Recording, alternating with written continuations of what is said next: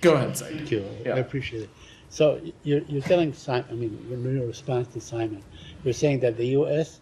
does give an ironclad commitment or promise that these people will be able to return to homes from which they were forced to leave. Said, it's not a border that we control, or it's not really an area that we have jurisdiction. So the premise of your question is a little Okay, well, misguided. let me What I'm rephrase it. offering, Said, is you're asking me what is our policy, and I'm sharing what our policy is, which is So I that can we don't understand it. support the forced relocation of Palestinian civilians, and our belief is that Palestinians who may have had to depart Gaza for whatever reason should be able to return Okay. as they see fit. That's so what I desire. wanted to know, that, they Yeah.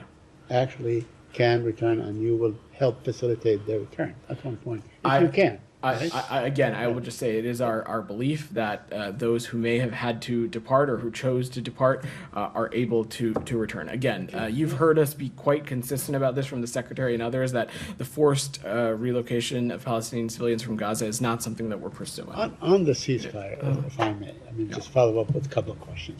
On the ceasefire, 4 hours, do you believe that the 4 hours are sufficient to get the kind of aid that you want to get through?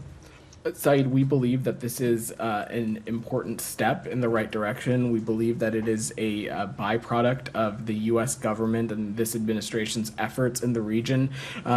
Diplomatically, what the President, Secretary Blinken, and others have been doing around the clock. Of course, we are going to continue to want to see more. We have not parsed our words about the dire humanitarian circumstances in Gaza, and it's something that we're going to continue to engage on with the Israelis on what other avenues are available for ensuring access to humanitarian aid and humanitarian pauses that will allow for the safe movement of civilians. This is a welcome step in the right direction, and we, of course, are going to continue to work with our Israeli partners on what other avenues may be possible. My last issue is, Israel often, and you guys from this podium and other podiums often accuse that Hamas is using people as human shields and so on.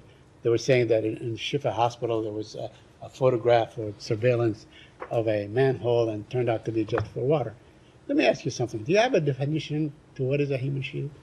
Said, it is important here when we talk about this. We don't. This isn't, and you've heard me say this before this week. This is not hyperbole. It is fact. Hamas is a designated terrorist organization. It's been a designated terrorist organization since 1997 and has been so over the course of multiple administrations of varying political parties. And we know that there is a vast network of Hamas integrating itself through civilian infrastructure, co-locating itself with key civilian infrastructure, using Palestinian civilians as human shields by doing so, by co-locating itself in such ways. Okay, I just want to remind you that this term was actually invented by Mahatma Gandhi when he was fighting the British, but I'm not going to go into the history and so on. But also I want to remind you that, in fact, in the Israeli-Palestinian conflict, it was the Israelis who introduced the term and the activity. They would bring in the kids, tie them to the jeeps and so on. There are plenty of pictures that I can send you and share with everybody here to disallow or to prevent the other kids from throwing stones at them. They're the ones that actually introduced this thing Let's not in lose this sight of the context. fact. Let's not lose sight of the fact that Hamas has brought this war to Gaza, and they are a terrorist organization that is hijacking the political future of the Palestinian Yeah, people. Vedant, just my last point. The Israeli Defense Ministry is really located in a densely populated area. So if the situation was reversed and somebody somehow struck a rocket onto that thing and civilians were killed, would you call that a human shield? Would you call that the Israeli Defense Ministry is practicing a human shield? In any circumstance, in countries around the world, we have been incredibly clear about the moral imperative to ensure that steps are taken so that civilian casualties and impacts on civilians are minimized. Not.